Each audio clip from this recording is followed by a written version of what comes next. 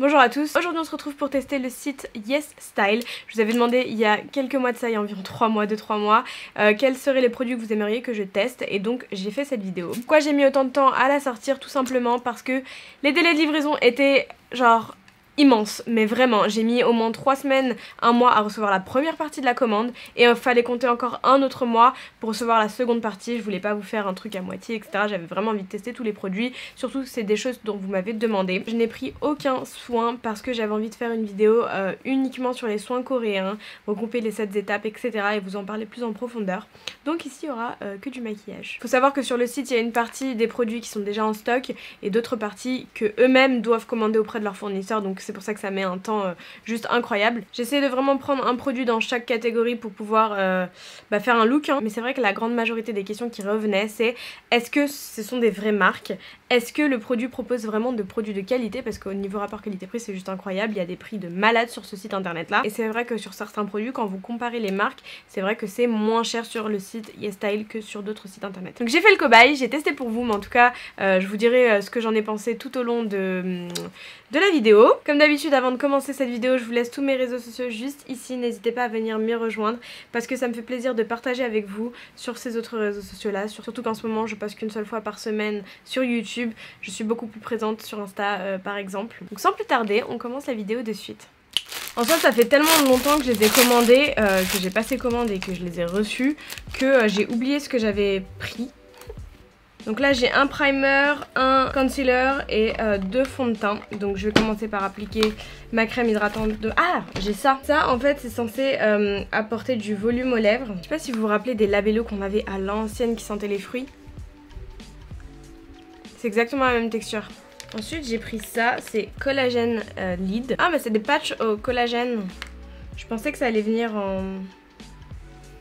Ça s'ouvre en fait, ça coule de partout. Trop bien. Quand je vous dis que c'est blindé de produits, c'est vraiment blindé de produits. Ça adhère assez facilement et c'est hyper rafraîchissant. Oh là là, comment ça fait du bien. Formulé avec du collagène pour revitaliser et améliorer l'apparence des cernes. Laissez le patch poser pendant 15 à 20 minutes. Donc là, la marque c'est Etude House. Et alors là, en fait, j'ai aussi pris ce masque. Là, c'est un masque réutilisable. Je vais vous montrer comment ça se présente. Et j'adore mettre ça en fait au congélateur quand vous avez, vous voyez, des fois vous avez le visage gonflé, puffy, vous savez pas trop ce qui se passe. Voilà, c'est un masque en silicone que vous appliquez et que vous laissez poser en fait derrière vos oreilles. Vous le mettez comme ça. Et en fait quand c'est froid ça va venir vraiment réveiller votre visage et étirer le visage. J'aime trop les trucs comme ça. Est-ce que vous faites confiance aux marques que vous ne connaissez pas? Ça me vient tout le temps à l'esprit de vous demander ça et... Moi franchement ça dépend vraiment des marques, ça dépend de l'aspect aussi du produit, de l'apparence du produit, son packaging etc, ça va beaucoup jouer. Donc la palette s'appelle Root Girl, donc The Badass Root Girl, elle se présente comme ceci. On a environ, on a 35 fards derrière, hop, et c'est comme un livre. Voilà, donc j'avais 3-2 à tester. Je vais vous swatcher rapidement les fards. C'est ultra pigmenté, je ne m'attendais absolument pas à ça. Je pense que la pigmentation est au rendez-vous, je vais pas aller plus loin. Par contre je peux pas faire mes yeux sans avoir fait mon front, avoir mis du fond de teint sur mon front et fait mes sourcils. Je sais c'est très bizarre mais faut que je le fasse. Donc là les fonds de teint se présentent comme ceci, je les trouve super beaux. Donc c'est du vert, ils se présentent comme ceci et on a un flacon en pompe. Alors c'est censé être un fond de teint qui vous protège du soleil étant donné qu'il y a un SPF de 25. Il est censé durer 24 heures, avoir un résultat sain, lumineux et vous rendre la peau comme si vous aviez eu un super bon sommeil. Donc là j'ai pris la teinte Honey et la teinte Beige qui ne vont pas m'aller parce que je pense que c'est beaucoup trop clair par rapport à ce qui... Ouais, vous pouvez pas vous fier aux teintes, c'est trop dommage. Ça c'est Honey Sand, c'est censé être le plus foncé, trop clair. Et ça c'est Beige. Je suis écœurée. La texture est ultra fluide. C'est exactement la même odeur que l'odeur des fonds de teint Vichy. Bah, c'est vrai que c'est hyper lumineux quand même, hein. Je sais pas si vous allez voir mais c'est ultra lumineux. Ça a l'air de super bien s'estomper. Par contre au niveau de la couvrance je dirais pas que c'est un fond de teint très couvrant. On voit quand même au travers les veines. Du coup je vais venir tester la base, donc ça s'appelle Face Blur, toujours de Etude House. Donc c'est une base lissante qui va venir cacher les pores et apporter de l'éclat. Ah oui ok, donc c'est une base très liquide, elle est aussi liquide en fait que la... Oh là là ça sent super bon. Elle est aussi liquide que la Fenty Beauty. Je vous jure, j'ai l'impression d'appliquer un écran solaire. Bah écoutez, ça m'a l'air vraiment pas mal, j'ai vraiment l'impression que ça floute. Après je réessayerai sur le reste du visage. J'avais complètement oublié que j'avais pris également ces pinceaux là. Je les avais déjà essayés et je les aime trop, donc j'en avais repris. J'ai pris 2 crayons pour les sourcils qui sont arrivés beaucoup trop clairs évidemment. Donc il y en a un, c'est un LA Girl Shady. J'ai pris la teinte Warm Brown, donc qui est censée être ma teinte. Sauf que ça fait marron en fait et ça se voit au travers de mes sourcils. Par contre je le trouve très dur. C'est pas une texture fondante, en fait il faut vraiment appuyer pour tracer quelque chose, donc je trouve ça un petit peu dommage. Et j'ai pris également la teinte Espresso en pensant que je sais pas pourquoi j'ai pris la teinte Espresso. Ça donne ça, c'est un petit peu plus foncé mais ça reste toujours trop clair par rapport à mes sourcils. Donc je vais faire mes sourcils hors caméra avec mes produits et je reviens dans un instant. Bon du coup ça s'est complètement asséché, je sais pas si vous allez pouvoir le voir. Pas certaine qu'il y ait une grande différence. C'est vrai que ça a bien lissé le contour mais ça me l'a un petit peu asséché, j'ai l'impression. Du coup bah je pense que l'anti-cerne que j'ai commandé est aussi beaucoup trop clair. Un peu compliqué. Je vais essayer le Beauty Blender que j'ai pris avec. C'est la marque Yes Style. Hop. Ça me paraît, ouais, il me paraît d'être il est beaucoup plus dur. Il est quand même immense par rapport à un Beauty Blender lambda. L'anti-cerne il sent tellement bon. Oh là là, mais c'est trop blanc hein. Vous voyez bien. Je peux rien faire avec. Damn. Par contre le Beauty Blender vraiment je valide pas. Je trouve que ça absorbe et ça retient l'eau. Donc du coup à chaque fois que vous appuyez vous avez de l'eau qui ressort. Même après l'avoir bien essoré. Quand même je trouve que ça a bien lissé le contour de l'œil, les patchs au collagène. Donc là du coup je vais remettre la poudre que vous m'aviez demandé d'essayer. Donc c'est la HD Flawless de la marque Absolute New York. C'est une poudre translucide ni plus ni moins. Donc je vais appliquer avec un gros pinceau de chez Sephora. Et c'est le Pro 47.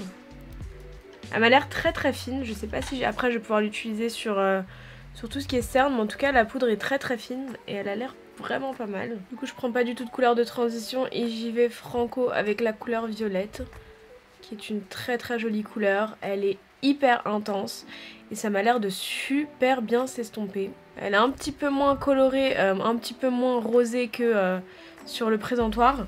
Sur la palette, mais la couleur est ultra intense, enfin, vous pouvez le voir directement et je suis sûre qu'elle aurait été encore plus intense si j'avais pas poudré. Je continue, je vais prendre cette couleur-ci que je vais appliquer directement au doigt.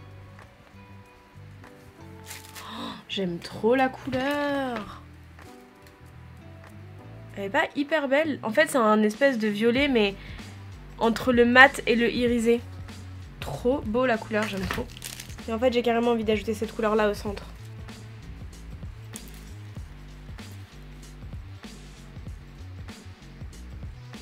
Je mets la première couleur dans la muqueuse interne. Quand même par contre je trouve qu'il y a pas mal de chutes, heureusement que j'ai fait le teint après. Je suis con parce que j'ai pris ce pinceau de la marque Yutong Beauté. Donc c'est avec toujours sur le même site Yes Style. Et je l'ai pas utilisé. Bravo Soso. Donc là j'ai appliqué le face blur au niveau du reste de mon visage. Ça sent vraiment hyper bon, ça sent vraiment la crème solaire. Je ne trouve pas que ça floute vraiment les pores, cela dit, c'est vrai que ça hydrate vraiment et ça apporte un beau glow. Du coup je vais venir appliquer mon fond de teint Givenchy Mattissime Velvet que j'ai en teinte Matte Ginger. Il est beaucoup plus foncé mais c'est normal parce que mon cou est plus jaune. En termes d'anti-cerne il y a celui-ci comme je vous ai dit qui est beaucoup trop clair et il y a le ELF HD Lifting Concealer. C'est médium. Honnêtement les teintes c'est vraiment une galère sur ce site là. Et ça m'a l'air un peu trop foncé, donc est-ce que je vais pouvoir mélanger les deux? J'aime bien la texture de celui-ci, elle a l'air crémeuse mais assez couvrante. Alors que l'autre il fait quand même beaucoup plus fluide. Bon, c'est pas dégueu. J'aime absolument pas la texture de celui-ci parce qu'il est beaucoup trop fluide. Et du coup, on perd en couvrance. En termes de poudre, bon, donc il y a celle de tout à l'heure, mais j'en ai aussi pris deux autres. J'en ai pris une LA Girl en teinte Banana Yellow et j'en ai pris une autre ELF Sheer Tint Powder en teinte Light Medium. Je vous propose de tester la Banana Yellow sur ce côté là et l'autre de l'autre côté tout simplement. Oh, give me un pinceau. Celle-là je vais la garder d'un côté, je vais faire la poudre Flawless pour voir comment elle bake sous les yeux et l'autre côté je ferai la Banana Powder. Bon, déjà une très bonne chose c'est qu'elle lisse incroyablement le contour de l'œil. C'est oufissime. elle floute les pores. Et en fait, vous savez, il y a certaines poudres, quand vous les mettez, elles foncent les fonds de teint. Bah celle-là, absolument pas. Bah écoutez, celle-là, pareil, elle m'a l'air pas mal. On va baker, voir ce que ça fait. Du coup, en attendant, on passe à la poudre contouring. J'ai pris, bah c'est aussi une LA Girl. Celle-ci, c'est la teinte Warm Honey. Bon, elle se présente comme une poudre LA Girl, hein, tout simplement. Vous avez la houppette en dessous, le miroir et ensuite la poudre. Moi, je vais l'utiliser avec mon pinceau habituel. Ah non, j'ai pris un pinceau, les gars. J'ai pris ce pinceau, donc là, il n'y a aucune marque, mais c'est sur le site, je vous le mettrai en... J'adore. Oh, alors la couleur de la poudre, géniale. Et le pinceau, une tuerie. Du coup, je vais en profiter pour coller mes fossiles et ensuite je vais enlever tout ce surplus de crème, de poudre, pardon. J'allais chercher des fossiles puis je me suis rendu compte, enfin je me suis rappelé du coup que j'en avais également commandé. Bon bah je vais vous les présenter un à un.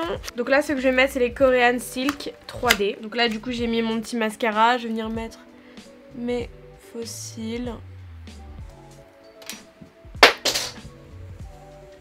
Bon, il est temps d'enlever tout ce surplus.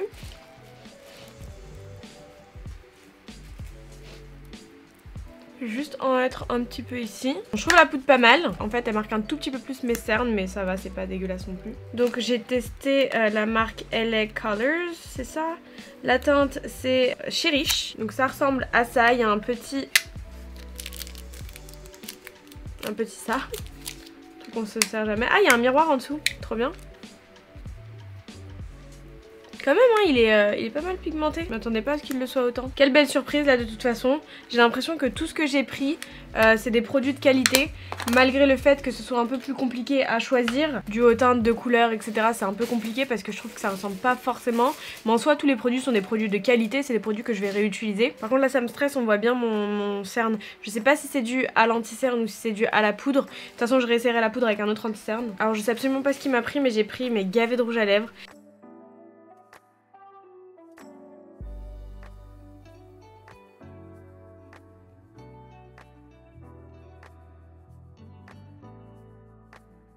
Je déteste la matière de ces rouges à lèvres là. Vous savez, c'est des rouges à lèvres en fait. Quand vous les mettez, ils sont pas tout de suite intenses. Il faut que vous mettiez plusieurs couches. J'aime pas du tout. Ça m'a fait ça avec certains NYX. Comme vous pouvez le voir, la couleur elle est pas top. Je vais essayer de mettre celui-là au centre. Alors il y a aussi ces deux bijoux que vous aviez été hyper nombreux à me demander de tester. Et honnêtement, c'est juste une tuerie. Je vous montre un peu comment ça rend. Et en fait, ça ne dégorge pas, ça reste exactement comme ça. C'est juste hyper beau, les paillettes ne tombent pas. Et là, on a la couleur rose un petit peu dorée finalement. Vous avez la possibilité d'en mettre très légèrement ou d'en mettre un peu plus pour avoir un effet plus pailleté. Donc ça donne ça. Ça tient super bien au niveau de la durée et c'est facile d'application. Vous m'aviez également demandé l'eyeliner McQueen que je n'ai pas utilisé dans cette vidéo là. Et que je n'aime absolument pas parce que je trouve que la pointe sèche très rapidement. Et après cela dit, il est très précis, il est très fin. Mais si vous voulez faire un gros trait de liner, vous voyez, c'est un petit peu galère. En termes de fossiles, donc on a ceux-là qui sont un peu extravagants, extra. On a également cette paire qui sera parfaite pour les looks sans eyeliner, un peu plus naturel. Pour finir, on a cette paire-ci qui est très similaire, je trouve, au Huda Beauty. Il me semble que c'est les Scarlett, si je dis pas de bêtises. On en a terminé avec le look, j'espère qu'il vous aura plu. Si je devais dire quelques mots sur ce site-là, hormis les délais de livraison, je trouve que les produits sont tous de très bonne qualité. C'est vraiment juste relou, faut faire très attention aux teintes que vous prenez, mais c'est un très bon rapport qualité-prix. Et puis même, vous pouvez trouver des produits que vous ne trouvez pas sur certains sites en France, ou même en France tout simplement. Donc voilà, j'espère que cette vidéo vous aura plu. Si c'est le cas, n'hésitez pas à la liker. Et puis je vous fais tout plein de gros bisous. Je vous retrouve en commentaire avant la prochaine vidéo. Et ciao ciao. Mouah.